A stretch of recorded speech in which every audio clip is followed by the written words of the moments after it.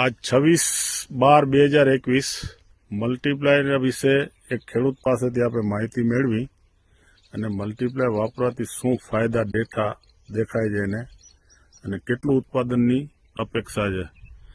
મિત્ર, તમારા મોઢે કયો કે બીજા ખેડૂતને ખબર પડે કે ઓર્ગેનિક બેઝ ઉપર કેવી રીતે જાવું અને કેના સહારે જાવું, મલ્ટીપ્લાયરથી શું ફાયદા મળ્યા, તમે તમારા પિયતમાં કેવી રીતે વાપર્યું હતું અને સામે યુરિયા ડીએપી કેટલું ઓછું કર્યું છે. મનસુખભાઈ, તમે કયો હવે. હા, મારું નામ દિનેશભાઈ, માધાપર ગામ. હું મલ્ટીપ્લાયરનો 2 વર્ષથી ઉપયોગ કરું છું. મલ્ટીપ્લાયરથી મારે યુરિયાનો અડધો વપરાશ મેં ઓછો કરી નાખ્યો છે. પહેલા કેટલું દેતા હતા? પહેલા એકડમાં 1 ગુણી આપતો હતો. અને કેટલી વખત? હરેક પાણીમાં? અને હવે પાણીમાં 1 ગુણી નાખતો હતો. પ્રતિ એકર એટલે 6 ગુણી જાતી હતી તમારી? ગુણી જાતી હતી.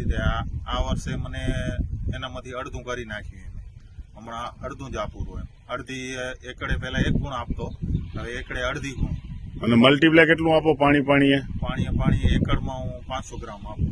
અને આ રાયડામાં કેટલા પાણી પિયત કર્યા છે? પાણી મેં ઉગવા શીખે 4 પાણી આપ્યા. અને દરેક પાણીમાં 500 ગ્રામ આપતા હતા? દરેક પાણીમાં મેં 500 ગ્રામ આપ્યા. હવે આ મલ્ટીપ્લાયનું જે ગ્રોથ, પાનની સાઇઝ જે તમને દેખાણી, એના વિશે તમે કેટલી અપેક્ષા રાખો છો એક એકરમાં રાયડાનું ઉત્પાદન?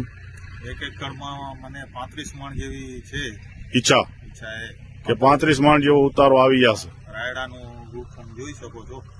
અને ગઈ સાલે તમારું ઉત્પાદન 1 એકરમાં કેટલું આવતું?